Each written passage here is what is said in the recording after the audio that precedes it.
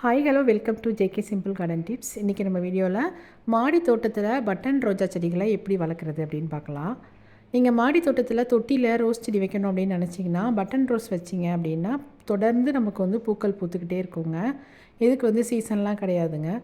எப்போ பார்த்தாலும் பூக்கள் வேணும் அப்படின்னா நீங்கள் கண்டிப்பாக பட்டன் ரோஸ் செடி நிறைய கலர்ஸ் இருக்கும். இது வந்து ரெட் கலருங்க. இது வந்து நல்லா அடுக்கடுக்காக குட்டி குட்டியாக அழகாக இருக்கும் அந்த பூக்கள்லாம் பார்க்குறதுக்கு. அதே மாதிரி எப்போ பார்த்தாலும் பூத்துட்டே இருக்கும். நீங்கள் வந்து ஒரு நல்ல செடியை தேர்வு செஞ்சு இது மாதிரி ஒரு பெரிய பக்கெட்டில் வைக்கலாம். மண்கலை வெயிட் பார்க்கும்போது நீங்கள் தோட்ட மண், காஞ்சி போன இலைகள் எப்போதும் போல் இதை மாற்றி மாற்றி கலந்து நல்லா மிக்ஸ் பண்ணி வச்சிங்கன்னா போதும். மாட்டு எரு கிடச்சிச்சினாலும் அதையும் நீங்கள் யூஸ் பண்ணலாம்.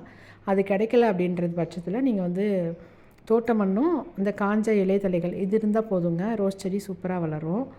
அது இல்லாமல் நீங்கள் வந்து காஃபி வடிகட்டு போது டீ வடிகட்டுறது இது எல்லாத்தையுமே வந்து அந்த வேஸ்ட் எல்லாத்தையுமே வந்து நல்லா கழுவிட்டு செடிக்கு போடலாங்க. ரோஸ் செடிக்கு இதெல்லாம் வந்து ஒரு நல்ல உரம். அப்புறம் முட்டை ஓடை வந்து நீங்கள் வெயிலில் காய வச்சுட்டு அதுக்கப்புறம் அதை மிக்சியில் போட்டு பவுட்ரு பண்ணி அதுவும் கொடுக்கலாம். இது எதுவுமே தரல அப்படின்னாலும் நீங்கள் சாதாரணமாக காய் கழுவுற தண்ணி, அரிசி கழுவுற தண்ணி இதெல்லாம் ஊற்றுனீங்க அப்படின்னாவே ரோஸ் நல்லாயிருக்கும். இதில் வந்து அப்பப்போ கொஞ்சம் வெள்ளைப்பூச்சிகள்லாம் வருங்க. அப்போ அந்த மாதிரி நேரத்தில் மட்டும் நீங்கள் வந்து வேப்பெண்ணெய் கரைசல் தெளிச்சிட்டா போதும். வேறு எந்த பெரிய பராமரிப்பும் கிடையாதுங்க. நான் எந்த செயற்கை உரங்கள் எதுவுமே கொடுக்கறதில்ல. மொட்டுகள் பாருங்கள், ஒவ்வொரு கொத்துலேயும் 20-30 மொட்டுகள் வச்சுருக்கு. இதுக்கு வந்து நம்ம கவனிக்க வேண்டியது ஒன்றே ஒன்று தான், மொட்டை மாடியில் தொடர்ந்து வெயில் அடிக்கிற இடத்துல வைக்கக்கூடாதுங்க. மதியானத்துலேருந்து காலையிலேருந்து மதியானம் வரைக்கும் வெயில் அடிக்கணும். அதுக்கப்புறம் நிழல் வர்ற மாதிரி இடம். இல்லை காலையிலேருந்து மதியானம் வரைக்கும் நிழலாக இருக்கும், சாயந்தரத்தில் வெயில் அடிக்கும். இந்த மாதிரியான இடங்கள்ல நான் வச்சிங்க அப்படின்னா தான் அந்த ரோஸ் வந்து நல்லாயிருக்குங்க. தொடர்ந்து காலையிலேருந்து சாயந்தரம் வரைக்கும் சுத்தமாக வெயில் தான் அப்படின்ற இடத்துல வச்சிங்க அப்படின்னா சரியாக பூக்கள் பூக்காது. பாதி நிழல் பாதி வெயில் அப்படி இருந்துச்சுன்னா போதுங்க. நல்லா வந்து நிறைய மொட்டுக்கள் வைக்கும். அதே மாதிரி பூக்களும் பூக்கும். பூக்கள் பூத்து முடிஞ்சிருச்சு அப்படின்னா எப்போதும் போல் நீங்கள் ரோஸ் செடியெல்லாம் ட்ரிம் பண்ணுற மாதிரி ட்ரிம் பண்ணி விட்டுருங்க. அதுக்கப்புறம் 1 வாரம் 10 நாளில் உடனே துளிர் வச்சிரும்.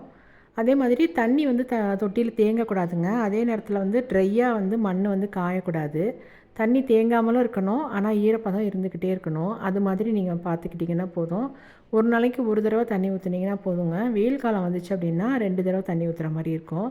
சம்மர் சமயத்தில் தான் கொஞ்சம் வந்து இந்த இலைகள்லாம் காஞ்சி போகும். இது போல் கொஞ்சம் மழைக்காலம் ஆரம்பிக்கிற நேரத்துலலாம் செடிகள் வந்து நல்லா சூப்பராக இருக்குங்க. இவ்வளோ தான். இது மட்டும் பண்ணினீங்க அப்படின்னா மாடி தோட்டத்தில் வந்து நீங்கள் வந்து பட்டன் ரோஸ் செடியை நிறைய வளர்க்கலாம். எப்போதும் பூக்களோட எப்போவுமே அழகாக இருந்துகிட்டே இருக்கும். இதில் நிறைய கலர்ஸ் இருக்குது. நீங்கள் வந்து நிறைய செடிகள் மாற்றி மாற்றி ஆரஞ்சு, எல்லோ, ரெட் இப்படி கலந்து வச்சிங்க அப்படின்னா உங்கள் மாடி தோட்டத்தை பார்த்துக்கிட்டே இருக்கலாம். அவ்வளோ அழகாக இருக்கும். ட்ரை பண்ணி பாருங்கள். உங்களுக்கு அந்த வீடியோ பிடிச்சிருந்துச்சின்னா லைக் பண்ணுங்கள், ஷேர் பண்ணுங்கள். ஜேகே சிம்பிள் கார்டன் டிப்ஸ் சேனலை சப்ஸ்கிரைப் பண்ணுங்கள். தேங்க்யூ.